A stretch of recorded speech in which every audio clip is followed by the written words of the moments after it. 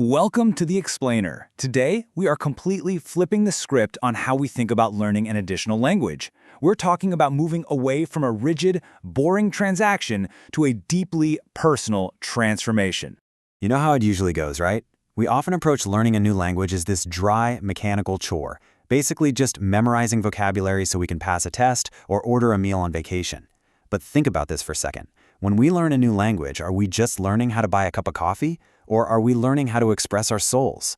See, we spend years teaching functional communication just for the marketplace.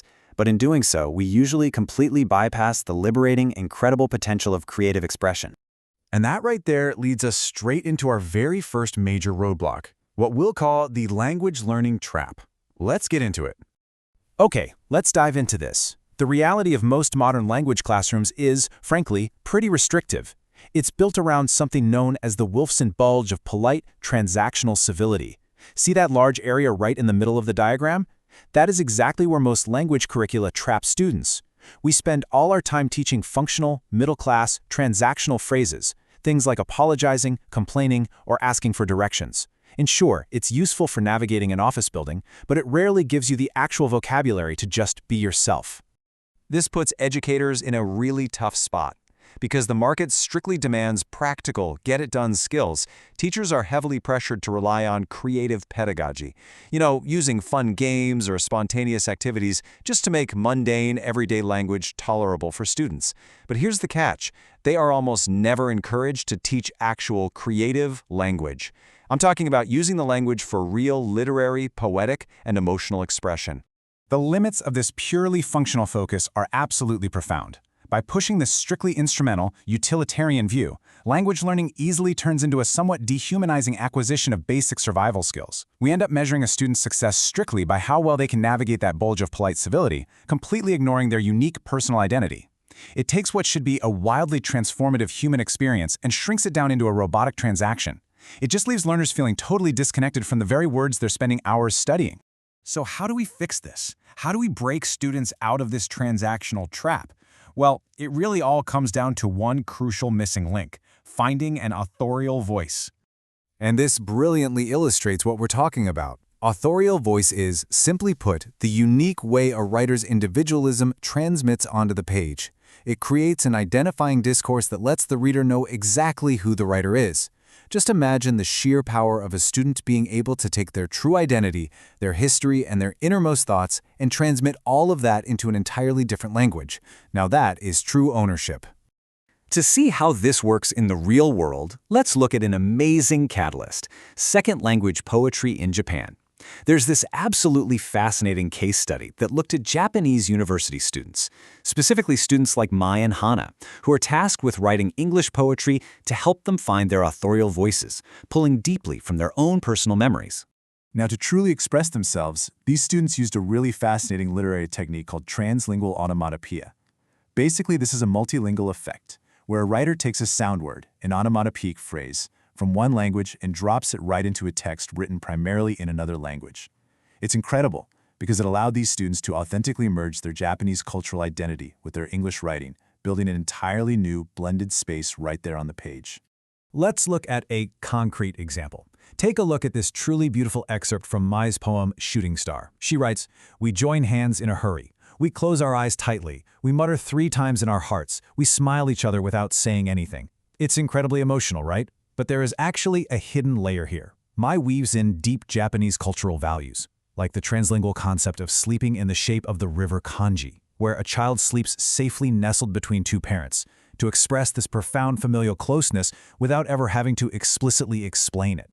This is so cool because Mai's poem perfectly captures a concept called rhetorical attunement. In plain English, this means inviting the negotiation of meaning across cultural differences. You're assuming that there's a plurality in the rhetoric.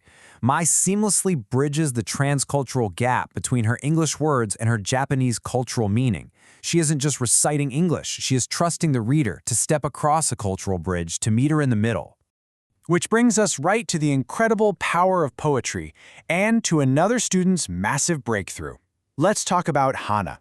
Now, what's really interesting about this slide is how Hana discovered a way to extend her own perception into everyday objects. Check out her poem, Feelings of the Washing Machine. Listen to this. Yeah. There is a cockroach underneath. I want to run away. Let's run away secretly. The trick is to walk like a ninja. Za. I mean, it's hilarious. But pay close attention to her brilliant use of that translingual onomatopoeia at the end, za. She literally brings the ultra-quiet, stealthy footsteps of a ninja straight into an English poem. But here's the absolute key takeaway from this. This seemingly simple, goofy poem about a household appliance, it's actually packed with serious, profound subtext. Hana uses anthropomorphism, giving the machine human traits, along with humor as a really clever allegory for the hidden struggles of homemakers in Japanese society.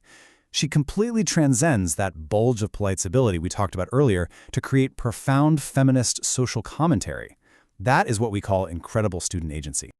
All of this creative expression leads us to the ultimate psychological payoff of this whole explainer, the voice agency loop.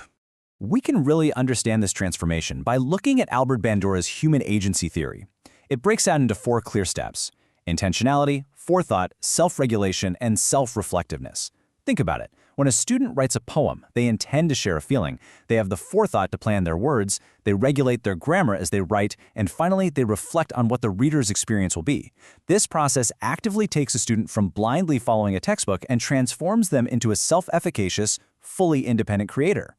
The research heavily emphasizes a cyclical relationship happening here, which experts call a system of mutual causality. It's like a giant engine. On one side, you have the belief in authorial voice, that internal conviction that your unique identity matters. On the other side, you have learner agency, the actual proactive ownership of the language. If a student truly believes they have a voice, their agency literally skyrockets. And as they take more ownership, their belief in their voice gets even stronger. It is a massive positive feedback loop.